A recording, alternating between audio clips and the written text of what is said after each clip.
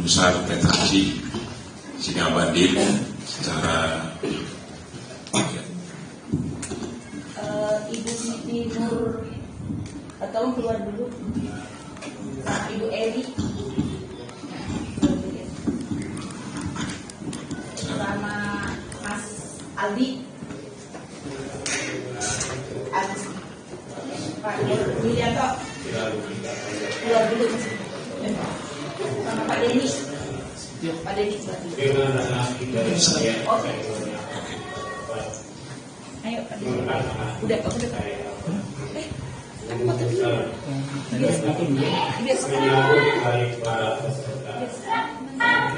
Dan seluruh pengurus Petraji yang telah hadir dalam acara ini. Semoga acara ini dapat menjadi saran untuk mempererat ikatan kita, memperdalam pengetahuan kita, dan memperluas jaringan kita dalam bidang Petraji.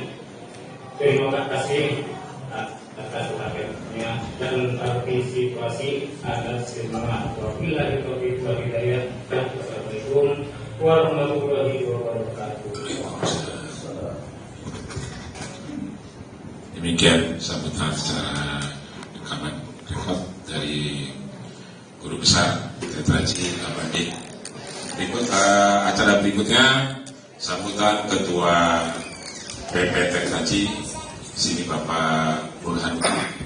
Waktu dan tempat kami persilakan.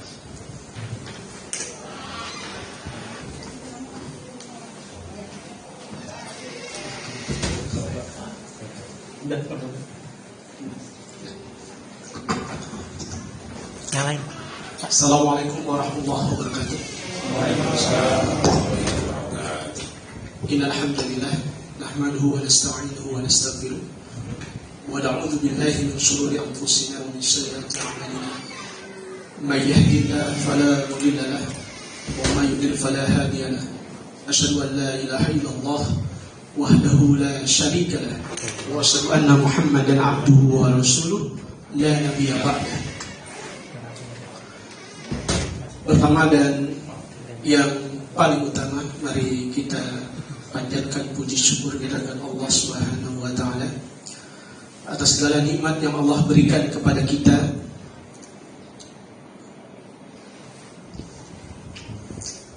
Hari ini kita diberikan kemudahan Allah melangkahkan kaki kita untuk sama-sama tolabul ilmi, insyaallah dengan niat baik kita,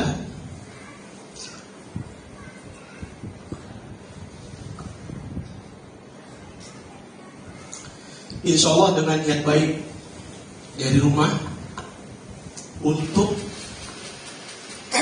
menuntut ilmu.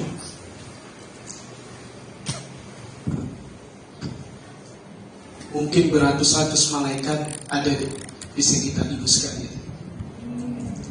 Oleh karena itu, luruskan niat, lalu cobalah untuk mengkosongkan gelas, tapi jangan kosongkan botolnya untuk diminum kali itu ya. Insya Allah sampai kita pulang nanti itu menjadi jalan jihad buat kita, insya Allah. Kemudahan akan Allah berikan. Orang yang menuntut ilmu luar biasa. Seperti itu. Salawat serta salam kita sampaikan kepada Nabi kita Muhammad SAW, kepada keluarganya, para sahabatnya, dan kita yang istiqomah menjalankan sunnah-sunnahnya. Bapak Ibu sekalian yang dirahmati Allah Subhanahu wa taala, kami menyampaikan selamat datang dan rasa terima kasih kami kepada Bapak Ibu sekalian yang menghadiri pelatihan dasar Petraji ini. Tentunya Bapak Ibu memiliki latar belakang keilmuan dan pengalaman terapi yang luar biasa, dan ini menjadi sebuah kehormatan buat kami.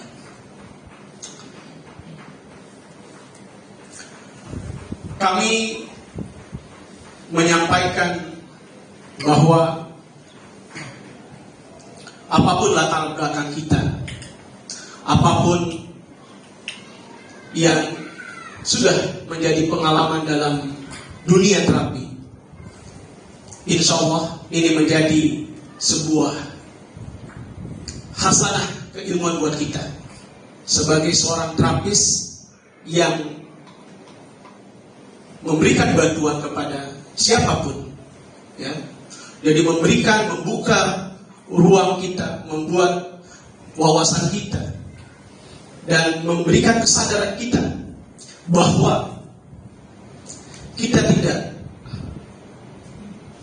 harus meyakini pada satu ilmu terapi. Kita harus selalu belajar dan memberikan kesadaran kita bahwa kesembuhan itu hak prerogatif Allah. Kita hanyalah sebagai pemegang amanah. Ya, Tetraci hadir sebagai ilmu warisan Abah Sabini. Ada yang tahu nama Abah Sabini? Pernah dengar? Mungkin pernah dengar ya, seperti itu. Sebagai warisan Abah Sabini, kami tidak hanya menjaga teknik, karena beliau tidak hanya mengajarkan teknik, tapi juga mengajarkan akhlak, mengajarkan adab, mengajarkan bagaimana bertutur kata yang baik. Karena ilmu tetraci dia holistik, tidak hanya menyelesaikan dengan teknik saja, Pak. Kata beliau, penyakit itu asalnya dari akhlak, ucapan, dan makanan. Ini ciri khas dari seorang terapis tetraci. Jadi dia tidak hanya fokus sistemnya saja, tapi juga input dan outputnya. Jadi seorang terapis tetraci dia tidak a priori dengan bekal. Jadi kalau belajar teknik ini tidak boleh pakai bekal. Ada yang begitu kan? Wallahu a'lam. Tapi kita ya di tetraci tidak begitu. Abah Sabini mengajarkan akhlaknya dahulu. Ya, seorang terapis harus betul-betul dia menjaga akhlak. Itulah kekuatannya, Pak Bu. Bagaimana kalau seorang terapis mau terapi orang, tapi dia psikisnya terganggu? Mau terapi orang marah-marah, punya persoalan sama keluarganya, gitu kan? Anaknya dimarah-marahin, udah, ya lalu dia terapi orang apa? Padahal itulah energi yang kita salurkan kepada klien kita. Jadi akhlak penting sekali. Seperti itu. Oh, itu pasien itu kalau tidak saya yang terapi nggak sembuh. Ada yang begitu? Ada, Pak Bu. Nggak boleh begitu. Saya adalah terapis yang nggak ada duanya. Kalau apa lagi nggak bisa. Dengan terapi ini kelar semua. Tidak. Kita harus sinergi. Ada bekal, itulah yang dilakukan oleh tetraci. Jadi tetraci ada bekal juga, Bu. Ya. Ada juga tadi akhlak. Kita juga bisa sebelum diterapi, terapisnya kliennya dilihat dulu psikisnya, gitu ya. Kalau dia psikisnya terganggu, suruh sholat dulu atau bagaimana seperti itu. Jadi jangan disalahkan terapisnya, gitu. Lalu makanan, paling penting juga makanan di terapi itu kita mengajarkan itu. Setelah diterapi, mohon maaf, orang misalkan ada gangguan di satu penyakit, gitu kan? Penyakit ini tidak boleh makannya ini. Wah, bodo amat, udah selesai soalnya habis terapi enak badan kita. Lalu dia makan, ya. Contoh, misalkan orang dia diabetes, dia nggak boleh makan kan? Manis misalkan. Lalu dia melakukan itu. Nah itu harus menjadi perhatian kita. Ya. Temperasi itu belajarnya menyeluruh, tidak hanya tekniknya. Lalu ucapan. Kalau itu ucapan, ya kadang-kadang mohon maaf. Aduh, habis terapi orang, aduh, buka amplop, segini. 3 jam terapi dia, cuma dapatnya segini. Akhirnya apa? Amanah yang diberikan Allah harusnya sembuh, jadi nggak sembuh karena ucapan kita seperti itu. Ya, mudah-mudahan, insya Allah kita akan belajar tetraci sebagai warisan ilmu yang langsung dari Abah Sami. Insya Allah beliau mungkin sudah tiada, tapi insya Allah dengan ibu belajar itu menjadi amal jariahnya beliau. Insya Allah. Tadi udah dibuka Pak Khotib, kita ini apa? Baca Al-Fatihah belum? Sudah ya? Udah kan? Insya Allah. Bapak Ibu luar biasa. Bagi saya alhamdulillah bertemu dengan Abah Sarbini, ya. Masya Allah, luar biasa. Saya sudah belajar yang namanya TCM, saya belajar Yumeo, saya belajar akupressor, saya belajar TP. TP apa ya? Hah? Tolong punggung ya? Gitu ya. Saya belajar itu. Ketika semuanya saya, alhamdulillah ketika bertemu Abah Sarbini, Masya Allah, hati saya langsung tersentuh, gitu. Oh, ternyata tekniknya beda. Oh, ternyata begini pelajarannya. Bu, saya waktu di sana, Bu, saya nggak belajar tekniknya dulu, Bu. Pak, ya kalau dulu saya belajar tipan, ya. Jadi kalau tipan itu, saya setahun Pak ditunjukin aja, buk gitu loh. Ya, ada yang tahu tipan nggak? Jadi kungfu dari Cina sana seperti itu.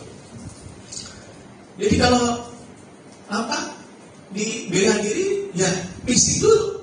Nah kalau di terapi apa dulu? Spiritualnya dulu ya. Sholatnya gimana? Ya kalau misalkan terapis mau bilang Pak gimana? Udah sholat belum? Dia nggak sholat. Gimana? Baca Quran nih Pak. Kalau bisa tiap hari dia nggak baca Quran. Kabul makan, minta Allah. Ucapkan tadi masuk seperti itu. Itu yang saya pelajari di Abah Sarbini. Sholatnya gimana? Ada yang sholat duha sekarang? Ada yang sholat duha? Hah? Enggak. Ada. Siapa yang sholat duha? Enggak. Bapak sholat duha berapa rakaat Pak? 8. 8 rakaat, Masya Allah. Bapak nanti dapat minyak dari saya. Ibu udah sholat duha berapa rakaat Bu? 4 rakaat. Ya minyak langsung dari Cilangnya. Nanti ibu dapat, ya. Abah Sarbini beliau sebelum terapi, ya, ke kebun fisik ya beliau. Nanti jam berapa beliau sholat? 12 rakaat. Lalu megang pasien, ya. Zuhur udah ada, habis maghrib beliau sudah selesai sholat taubat. Nanti sebelum tidur beliau baca Quran 1 juz. Nanti setelah bangun beliau sholat malam. Itu lebih dari sekian rakaat maksimal beliau luar biasa. Itu yang dilakukan. Rilis, habis terapi rilis lagi, habis rilis lagi. Supaya apa? Kita tidak sombong. Dan Allah kasih kita rezeki itu. Kalau orang dekat sama Allah tuh katanya tangannya akan dijaga Allah, ditunjukkan, matanya akan ditunjukkan Allah, kakinya akan dipertunjukkan Allah. Orang tuh kalau bertakwa, ya kan? Seperti itu kan? Rezekinya. Kalau Bapak Ibu mau jadi seorang terapis, mau mendapatkan amanah obat dari Allah, ya harus deketin Allah. Karena yang menyembuhkan adalah Allah. Ya kalau itu kita mau, ya, alhamdulillah Pak, itu pendekatannya. Ya, puasa Senin Kamis lakuin kalau bisa, ya. Itu nggak ada lagi ilmunya seperti itu, wajah seperti itu, ya. Jadi kehadiran kami bukan untuk menyayangi siapapun, bukan untuk menjadi buat orang bilang you are betrayal gitu kan, karena ada yang sama dengan kami gurunya, ya kan? Tapi kami beda Bu, Pak, tekniknya beda gitu. Kami juga tidak hanya sekedar teknik, tapi juga akhlaknya kita perhatikan. Saya yakin Bapak Ibu adalah orang yang soleh dan soleha. Pasti. Ya, kalau nggak ada soleh kalau pakai jilbab di sini ini soleha pasti. Ini soleh. Kalau dia pakai jilbab soleha, gitu ya. Itu siap untuk belajar. Kosongin, ya. Jangan begini. Kosongin aja dulu. Terima dulu aja. Insya Allah kalau sudah melekat, ya, nggak capek-capek nanti insya Allah seperti itu, ya, oke ya. Bismillah. Itu dari saya. Mohon maaf atas segala kekurangan. Assalamualaikum warahmatullahi wabarakatuh.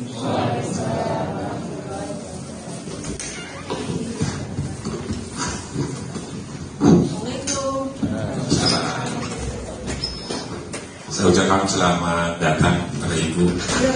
Kemana Bu? Ada keperluan. Oh, ada keperluan. Iya. Oke. Tetraci Nabi. Kaget ya. Oke, saya mulai. Tetraci. Oke, itu. Reward. Tadi yang dapat sholat buat langsung kontan dapat balasan. Nah, itu baru di dunia Bu. Ya Bapak, tadi akhirat lain lagi dah. Insya Allah surga Firdaus ya. Amin. Amin. Oke, kita berlanjut ke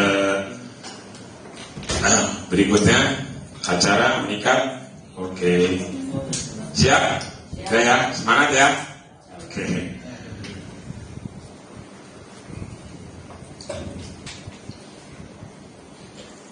Pemaparan teori oleh Bapak Dwi tentang keilmuan tetraci. Silakan Pak Dwi, lanjut.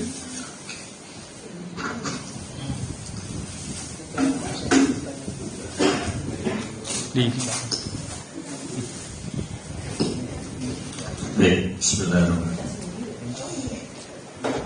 Assalamualaikum warahmatullahi wabarakatuh. Alhamdulillahirrahmanirrahim. Wassalatu wassalamu ala asrofil anbiya'i wal mursalin wa ala alihi wa sahbihi ajma'in. Asyhadu an la ilaha illallah wa asyhadu anna Muhammadan abduhu wa rasulullah nabi abana. Apa kabarnya semua? Bapak Ibu sekalian, sehat? Alhamdulillah. Ada yang belum sarapan? Sama. Baik. Tadi sudah dijelaskan oleh Ketua Umum Tetraci, Pak Burhan, juga sudah olahraga pagi sama Bang Uti. Mudah-mudahan semangat ya hari ini ya. Alhamdulillah. Perkenalkan, nama saya Dwi. Lengkapnya Dwi Wahyono. Kira-kira saya anak keberapa ya? 2. Anak 2 ya, udah gak bisa bohong Bu. Namanya Dwi, ngaku anak keempat udah kayaknya agak aneh gitu. Baik, saya di Tetraci sebagai wakil ketua pengurus pusat Tetraci. Ketuanya Pak Burhan, saya wakil ketuanya. Ya. Sebelum kita mulai materi, boleh saya cerita sedikit? Boleh. Nah, baik. Mudah-mudahan ini akan memperjelas posisi Tetraci di benak Bapak Ibu sekalian ya. Tapi sebelumnya saya mau tanya ini, boleh tahu yang sudah kenal Abah Sarbini berapa orang? Yang sudah tahu nama Abah Sarbini, sudah sering dengar namanya? Ibu. Ya, Masya Allah banyak ya. Kalau data yang masuk ke Google Form itu sekitar 80% dari peserta hari ini sudah belajar teknik yang lain ya, Bapak Ibu ya. Ya, kita sebut aja topung ya. Sudah. Saya mau cerita sedikit.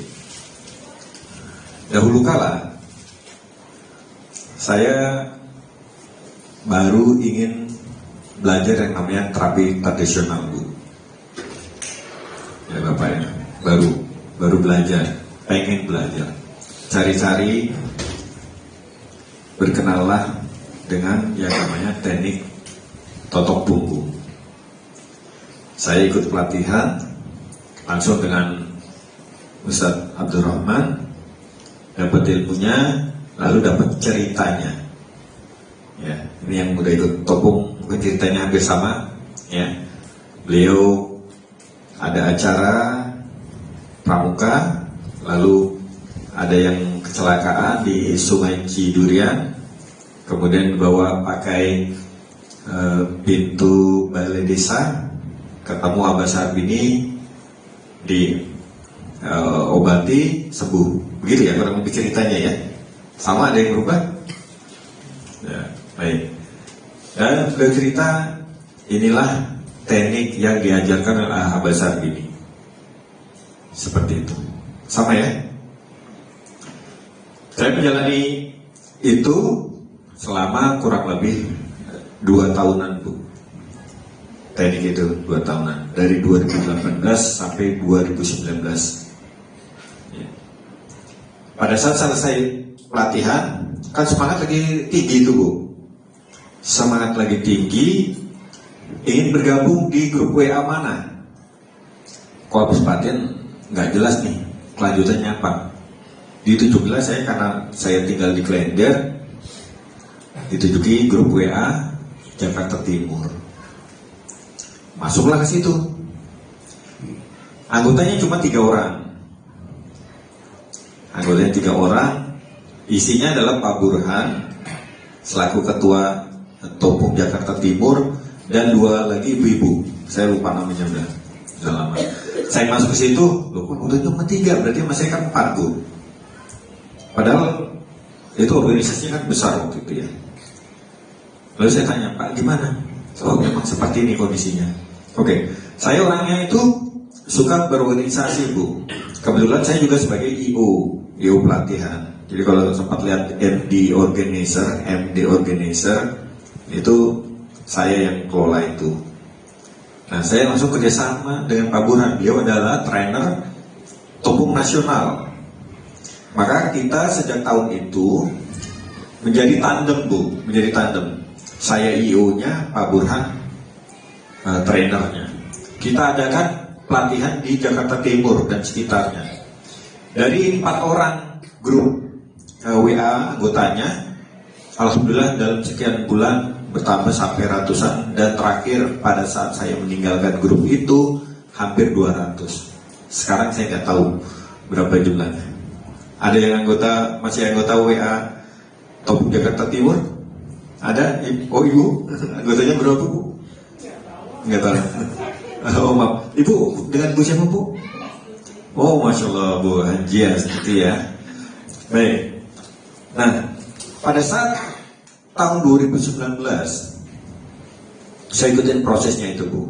Sampai satu saat Pak Burhan mengajak saya ketemu karena kita sudah sering kerjasama bu dalam pelatihan. Ada topung di Masjid Al-Ghuraba, Masjid Ukuah, kemudian beberapa masjid di sekitaran Jakarta Timur. Sudah banyak Pak Burhan ngajak saya ketemu di Buaran Plaza sini dekat. Kita ketemu berdua, Pak Burhan langsung nyodorkan video di handphone. Pak Dwi, lihat video saya. Loh, ini siapa? Ini almarhum bapak saya lagi diterapi. Oleh siapa Pak Burhan? Abah Sarbini. Saya selama dalam kurun waktu itu belum sempat ketemu dengan almarhum Abah Sarbini karena beliau tahun 2018 itu tanggal 22 Agustus meninggal. Jadi waktu di kurun waktu itu saya belum sempat ketemu. Saya lihat ini, perhatikan Abah Sarbini menterapi bapaknya Pak Burhan. Loh, kok tekniknya beda Pak? Sama yang selama ini saya ajarkan, saya praktekkan, juga saya implementasikan ke pasien saya. Belas, nggak ada yang sama sekali. Loh kok bukan cuma satu teknik ya Pak? Terus jari yang dipakai juga berbeda Pak. Banyak pertanyaan berkecamuk kepala saya itu. Selama ini saya ikutin teknik yang siapa ini? Pak Burhan menyampaikan, inilah teknik Abah Sarbini yang sebenarnya. Keyakinan saya saat itu langsung runtuh Pak. Karena sekian waktu saya membangun grup Jakarta Timur dari 4 orang jadi sampai ratusan, hampir 200. Pada akhirnya tahun 2019 itu saya keluar dari grup. Ternyata apa yang selama ini saya ajarkan ke murid-murid, saya dalam baksos ke pasien, ternyata bukan tekniknya Abah Sarbini. Lalu saya gali ceritanya Pak Burhan. Pak, gimana ceritanya yang bisa terjadi? Beliau ceritalah historicalnya. Bagaimana Pak Burhan memendam perasaan yang sangat mendalam, mengetahui bahwa yang selama ini diajarkan, diceritakan sebagai teknik Abah Sarbini, ternyata bukan. Pak Burhan itu udah trainer Pak. Bayangkan seorang trainer mengajarkan, menceritakan suatu teknik, dikatakan ini teknik Abah Sarbini. Padahal Pak Burhan tahu, karena beliau qadarullah, Allah kasih kesempatan ketemu langsung dengan Abah Sarbini semasa hidup beliau. Ketemu langsung, hampir setiap minggu ketemu, berbicara dari hati ke hati, bagaimana melihat sendiri tekniknya. Dan ternyata di Jakarta sini ada yang dikatakan teknik Abah Sarbini, tapi ternyata bukan tekniknya. Sampai dalam satu waktu Pak Burhan, setelah pertemuan saya hari itu, beliau memberikan pelatihan di daerah Banten. Beliau udah guna-gulanan tuh Bu, guna-gulanan. Di pelatihan, di sesi rehat, beliau mengajarkan teknik Abah Sarbini yang sebenarnya. Ternyata kegiatan hari itu ada yang record dan menyampaikan ke pusat. Beliau seketika besoknya itu dapat teguran keras bahwa beliau mengajarkan, mengada-adakan ilmu yang bukan dari Abah Sarbini. Bingung dia. Loh, saya mengajarkan yang sebenarnya tapi dibilang bukan. Dan saya memaklumi orang yang menegur. Karena apa? Orang yang menegur itu seperti saya. belum pernah melihat langsung bagaimana teknik Abbas Sarbini itu dilakukan dan tekniknya seperti apa, Bu. Saya memaklumi sekali. Dan waktu Pak Burhan cerita, Pak Dwi, saya habis pelatihan di Banten, saya ngajarkan, karena saya udah nggak berkecamuk ya. Mungkin Bapak Ibu bisa bayangkan, kalau Bapak Ibu tahu teknik yang sebenarnya, lalu selama ini mengajarkan bukan teknik yang sebenarnya, lalu dikatakan ini teknik dari si A gitu. Saya bilang begitu Pak ya. Terus gimana Pak selanjutnya? Pak Dwi mau nggak kita membentuk satu hal yang untuk mengajarkan teknik Abbas Sarbini yang sebenarnya? Langsung Pak, tanpa pikir panjang, saya dukung. Gitu. Jadi 2019 kita mulai melakukan ikhtiar untuk mengajarkan ini Pak. Sampai akhirnya cukup lama prosesnya. Tahun 2024 bulan November tanggal 16 kita membentuk legalitas tetraci. Gitu. Karena dengan dibantu dengan teman-teman yang lain, kita percaya Bapak Ibu bahwa Abbas Sarbini akan mendapatkan pahala jariah atas ilmu yang diajarkan kalau murid-muridnya melakukan teknik itu Pak. Nah kalau sekarang ada mengaku muridnya tapi tidak melakukan tekniknya, kira-kira dapat pahala jariah ilmu yang bermanfaat tidak? Tidak. Contoh nih, ibu-ibu senang masak, bikin kelas masak sayur sop. Misalkan Ibu Haji Astuti senang masak Bu, senang ya, bikin sayur sop.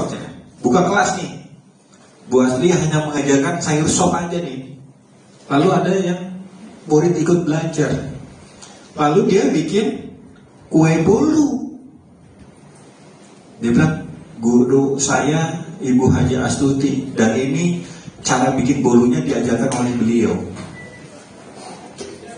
Kira-kira dengan begitu Ibu Haji Astuti dapat pahala bikin sayur sop kan? Tidak. Dan itu yang membentuk tetraci Bu, latar belakangnya. Kenapa tetraci itu harus ada? Ya, jadi ini dengan pembukaan ini mudah-mudahan Bapak Ibu bisa memahami, karena di awal-awal tahun 2019 pada saat terdengar bahwa kita ada rencana mengajarkan teknik Abbas Sarbini, maka mulai hari itulah sampai dengan hari ini muncul istilah betrayal tadi yang dikatakan oleh Pak Burhan, pengkhianat kita. Dan cobaan Pak Burhan sangat luar biasa Pak, karena beliau senior, trainer nasional yang angkatan pertama, di tanda kutip dihujat oleh juniornya yang tidak pernah ketemu Abbas Sarbini, dan dikatakan mengada-ngadakan dan dibilang berkhianat. Nah, hari ini insya Allah Bapak Ibu akan kami perlihatkan beberapa teknik yang dilakukan oleh Abbas Sarbini. Ya, siap ya? Tadi Pak Burhan pesan kosongkan gelas, lihat, selami, pahami, nanti malam pas tahajud atau sebelum tahajud atau subuh baru mikir-mikir nih. Ini yang hari ini saya pelajari benar nggak ya? Ya, baik. Nah di awal ini kita kan bahas tentang filosofi. Filosofi itu Bu, kalau suatu bangunan berarti pondasinya. Pondasinya mau dibuat tingkat berapa, maka pondasinya akan berbeda dengan tanpa lantai lebih dari satu. Nah, kita harus paham tentang filosofi. Ya. Ini penjelasannya dulu. Ya, tetraci singkatan dari apa? Itu Bu, terapi tradisional Cilame. Ya. Jadi bentuk suatu terapi tradisional yang sebetulnya kalau di sana tidak bernama Bu. Di Cilame itu nggak ada namanya, nggak disebut tetraci juga, nggak disebut topung juga, nggak. Tradisional gitu. Ya. Dari teknik terapi dengan kearifan lokal. Nah kearifan lokal ini tadi Pak Burhan Cigup masalah herbal. Ya. Jadi Abah Sarbini itu bukan semata satu jari, Bu, ya, tapi juga bekam dan herbal. Nah, ini dulu saya waktu aktif di Topung nggak diajarkan herbal, Bu, tapi nggak tahu sekarang diajarkan, Bu. Tidak juga ya, masih satu. Oh, bukannya udah 4, Bu. Hah? Maaf. Ada sini yang sudah level trainer? Bu Haji, ada lagi bapak-bapak trainer? Atau di bawahnya trainer apa? Standarisasi ya? Ada yang sudah standarisasi? Ibu, ada yang di atas standarisasi apa, Bu Haji? Advance. Ada yang sudah advance? Belum ya? Advance karena ada tambahan ilmu. Oh, tidak juga, baik. Ya, itu ya. Tadi Pak Buran sempat singgung, sangat berbeda sekali, Bu. Ya. Nanti kita akan lihat ya. Oke. Nah, ini kenapa terapi harus didirikan? Tadi ya, saya sudah lisannya, tapi ini pembahasannya, Bu. Ilmu yang bermanfaat yang dipraktekkan oleh orang lain, itulah yang menjadi wasilah amal jariah. Kita percaya itu, Bu. Sama halnya dengan kejahatan teknik jambret nih, Bu. Teknik jambret, dia ngajarkan ke anaknya atau tetangganya, lalu orang itu ngikutin tekniknya, maka dosanya akan dengan dosa jariah, mengalir terus menerus. Demikian soal ilmu yang bermanfaat, kita percaya itu, Bu. Ya. Lalu yang kedua, teknik terapi Abah Sarbini merupakan bagian dari kekayaan hasanah budaya Indonesia, harus diakui, Bu. Bayangkan, Ibu, kalau tetraci tidak ada dan satu ruangan ini terus belajar teknik yang sekarang, pernah kepikiran nggak, Bu? Ibu, Bapak ngira di Cilame itu tekniknya yang itu, Bu? Terbayang tidak? Makanya sebelum 2019, Bu, sebelum 2019